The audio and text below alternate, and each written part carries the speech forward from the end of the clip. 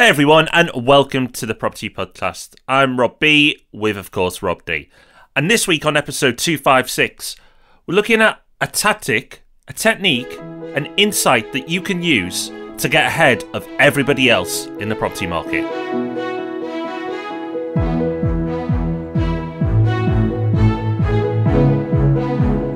Yes, indeed. This is one you're going to want to pay attention to because this is what we get asked all the time. What everyone wants to know. Where is the next property hotspot? Well, we venture an opinion on that from time to time on the podcast. But today we're going one better. We're helping you to find your own. So you can look around, find the next hot area and potentially get in early before anyone else. So that's our topic this week, and as ever, if you stick around, we've got a resource for you as well, and it's only a bloody interactive map. Oh yes, we love a map, but it's a really good one. It's one that I'll actually use and not just tell you about, so make sure you listen at the end. But before we do, we always kick off with our news story. And Rob, a bit of a messy court case, and lots of people speculating about the outcome of this. What am I loosely alluding to? Yeah, this is a landmark court case around the costs of leasehold and renewing short leases. This is meant to be a really big deal. The thinking was that the current method of assessing the cost of extending short leases was going to be overturned by the court. They were going to come up with a new one and it was going to be more favourable to the leaseholder. In the end, nothing happened. The court decided to keep things the way they were. So it seems like no news at all, a whole big nothing, but worth mentioning because I think the reporting around this has been really shoddy. If you read a lot of what's been in the press around this week, you can get the impression that the costs of extending leases are going up. You can get the impression that this affects all leases, but none of this in fact is the case. So for a start, the costs of extending leases aren't going up at all. They're just staying as they are, so higher than they would have been had they been cut. And the other thing is this doesn't affect all leases. This is only the method that's used to calculate the cost of extensions once leases have fallen below 80 years. So we've talked about this several times before. If you've got a lease, as long as it's above 80 years, there's a way of working out the cost of extension that is pretty non-controversial. It's not too bad at all. Once it drops below 80, it gets a whole lot more expensive very quickly. And then by the time you get down to sort of like 20, 30 years, it gets extremely expensive. What was being decided in this court case was only what happened below 80 years. So the outcome of all this is nothing's changed. And the advice is exactly the same as it always has been. Keep an eye on those leases. Make sure that you're renewing them before they start dropping down towards 80 years and you're going to have nothing to worry about. And of course, the biggest winner from all this were the lawyers. Well done, lawyers. Right, Rob. Have you got a nice cup of tea or coffee? I have. Lovely. Fancy a chat about the ripple effect? Yeah, that sounds like a good idea to me. Okay, well, as I sip my lovely instant coffee, why don't you explain to me and everyone else what is the ripple effect? Okay, so we've mentioned this in passing loads of times over the years, but we've never devoted a whole episode to it before. So let's get the definition clear.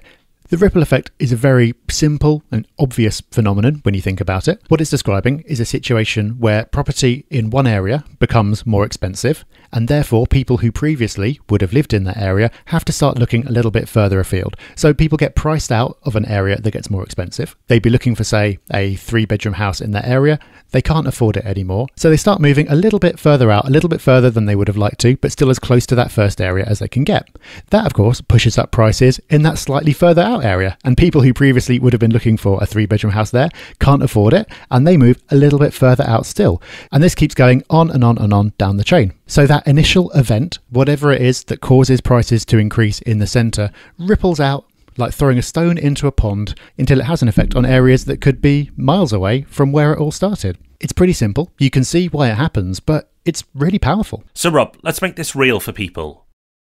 Give us an example of how a ripple effect could work. Okay, so every ripple starts with that stone being thrown into the pond, and that stone could be a variety of different things. So one could just be gentrification. For some reason, an area starts getting a little bit nicer, it attracts more people to the area, businesses start moving in, prices go up, and when you see the ripples from that, it tends to affect the nearby geographical areas. So East London is an example of this. Specific parts start getting gentrified, and so gradually further and further and further out, the prices start to increase. Another kind of stone into the pond could be transport links. So if a new transport link opens and suddenly it's a lot quicker to get to a particular centre of employment, for example, then prices along that route are going to rise as people start considering those places to live where they wouldn't have done previously. So in that case, the ripple might not be affecting the area next door, but there could be an area 10 miles away that suddenly benefits from the ripple where the station is, with everything in between being relatively unaffected. Cool. And we can look at this on a city-wide level as well, on a much bigger scale. Yeah, so the most obvious example that we've seen recently, and the one that most people will be familiar with, is London. And the thing that kicked off the ripple there was international investment. So in the immediate aftermath of the financial crash in 2008, London prices took an absolute dive. They actually fell harder than anywhere else in the country, something that most people don't realise, but we've talked about that on the podcast before. But then they bounced back extremely quickly. And the reason that they did that was that London was seen as a safe haven for money from China, from Russia, from all over the world. It was seen as a safe place to park your money. So lots of international investors bought up prime London property. That, of course, meant that people who previously would have lived there got pushed a little bit further out, and so on, until basically the whole of the southeast was affected and prices ended up recovering pretty quickly across the whole region. But the thing that started off the ripple there was this international money. So it can be a whole range of different things, but that's a really clear-cut example of a kind of a big macroeconomic trend that ended up affecting not just central London, which is where the investment went in, but rippling out over a very wide distance. The London ripple is really interesting because it rippled from prime central London to the zones as we know it in Tube Land, the zone 1, 2, 3, 4 and 5 and so on. And then there was a bit of a pause and it suddenly just burst out everywhere. And areas that hadn't moved in years, like the home counties, just started flying up as well. And then even places like Luton and Stevenage had their day too. So a really interesting ripple, the London ripple. And what's really interesting is the time this can take because, as Rob said, this started in 08, 09. The recovery was super strong in London. But Luton, in 2016, was the UK's number one hotspot, grew more than anywhere else. It went everywhere else first and then finally got to Luton. And then Luton was super strong in 2016, as was Stevenage. So it kind of went everywhere else. And then poor old Luton and Stevenage, they looked around and there's nothing left around here. Let's this is the next area, let's go. And all the money went into there and they became hotspots themselves. But look at that, that's nearly 8 years from the beginning to it rippling out everywhere to finally hitting areas like Stevenage and Luton. So it's not overnight. It's not like a ripple effect takes 2 months and suddenly everywhere's expensive. It does take time. But if you follow the data and just look at what's happening, you can see it just going from area to area. It's just slowly taking over. Okay, so that's what the ripple effect is, and that's a really good example of it that a lot of people are going to be able to relate to and will be familiar with. We're going to, as promised, show you how to use this phenomenon to find the next property hotspot. But first, let's look at what's happening right now. So, of course, London got expensive. That rippled out across the whole of the southeast, and that, of course, meant that investors had to go and look somewhere else. So where are they looking right now? Well, yeah, a ripple effect in itself. So a city's done. So let's move cities. That's what the money said, and that's what's happened. And it's Manchester. We've talked about Manchester before, but Manchester's starting to kick on now, and it's kicking on with overseas investors again. So just like London, the Manchester market is being led by overseas investors. You may think everyone's all over Manchester right now, but it's only because we're talking about it. If you speak to people outside the Property Hub community who know nothing about what we do here on the podcast and stuff we talk about in the forums, they don't know Manchester's kicking on at all. People are oblivious to it. They have no idea. And that's because the overseas investors are driving this market. The great thing is, I've seen this firsthand because of speaking directly to developers. I know one huge development in Manchester right now of 800 units, completely off plan, not going to be complete for at least another year. And over 500 of those units already have been sold to the overseas market. Over 500, and it's off plan.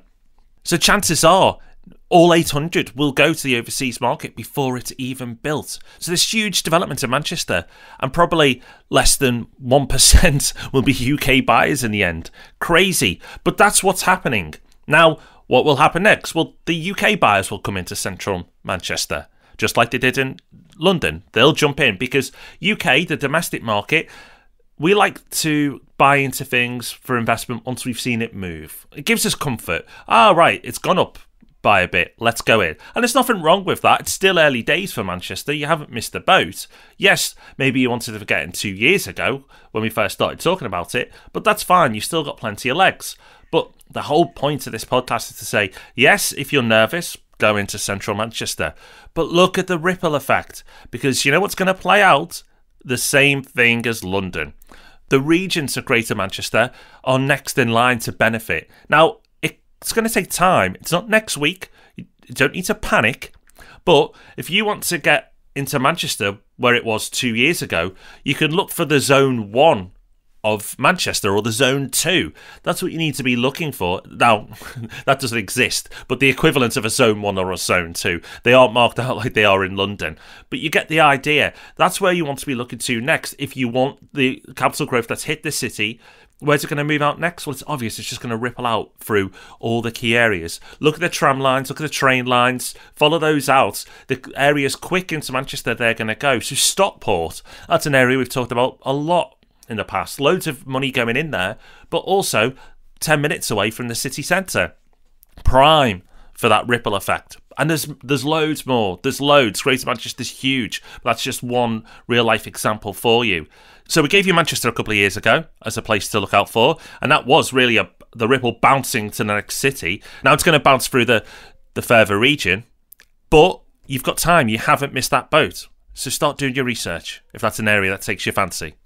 So, does that mean that if you missed London and you're not interested in Manchester, no ripple effect for you? Absolutely not. The ripple effect happens everywhere. The examples that we've just given are the big ones. They're the ones that either you'll have seen firsthand if you're familiar with those areas, or you'll be reading about in the press. You'll have read about London plenty. You're starting to read about Manchester more, and you'll be reading about it even more over the next couple of years.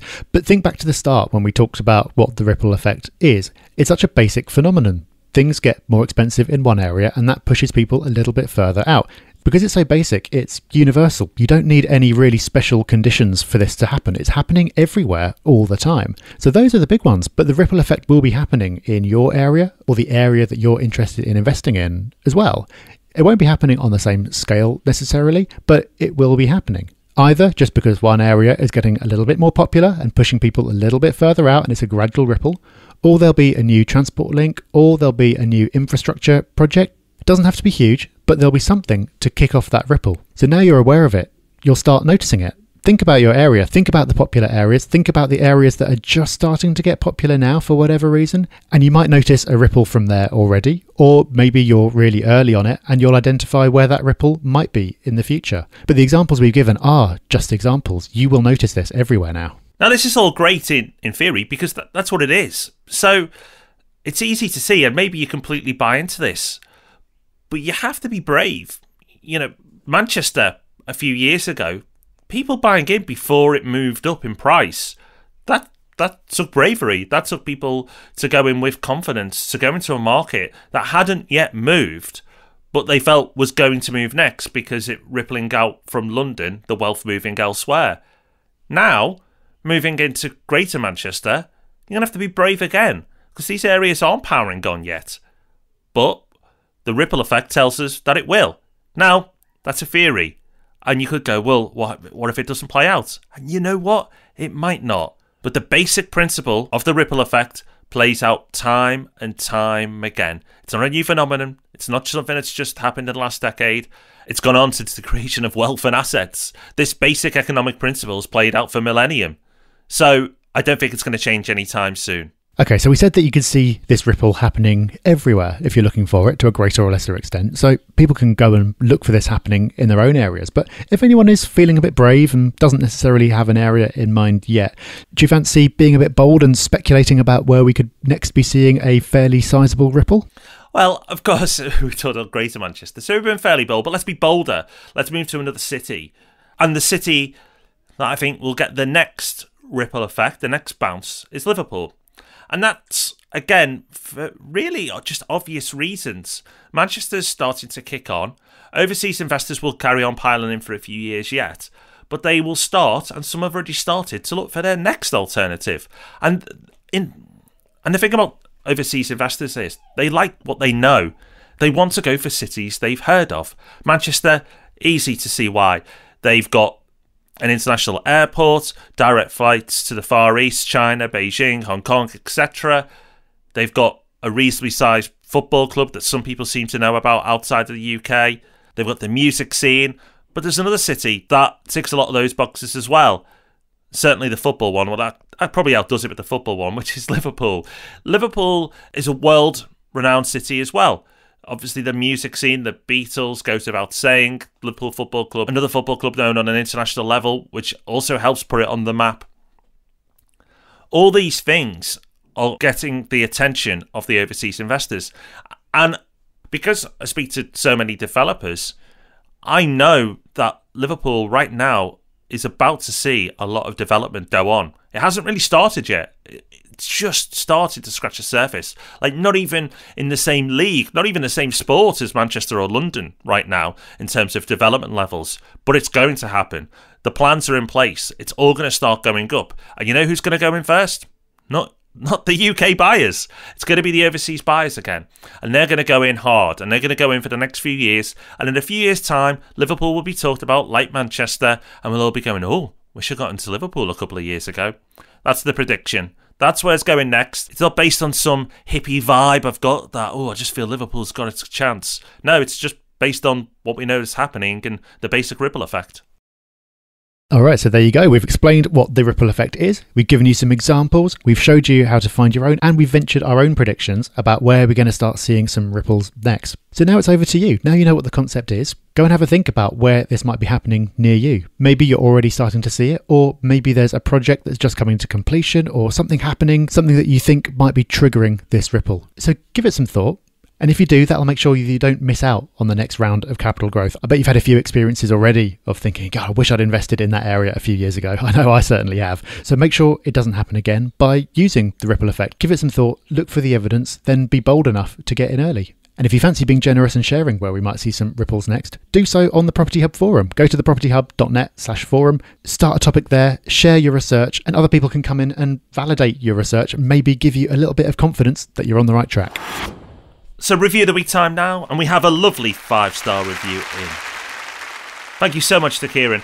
Rob, I discovered your podcast only 2 weeks ago and have since listened to an average of 4 episodes per day to catch up. I've even found myself having a gym playlist on Spotify to actually learning about the 18-year property cycle during Back and Buys Day this week. Thank you so much for sharing your hard-earned knowledge and empowering your listeners to make educated, strategic decisions. I've signed up for the quarterly magazine and we'll do an upcoming London meetup and have a strategy session booked with RMP next week.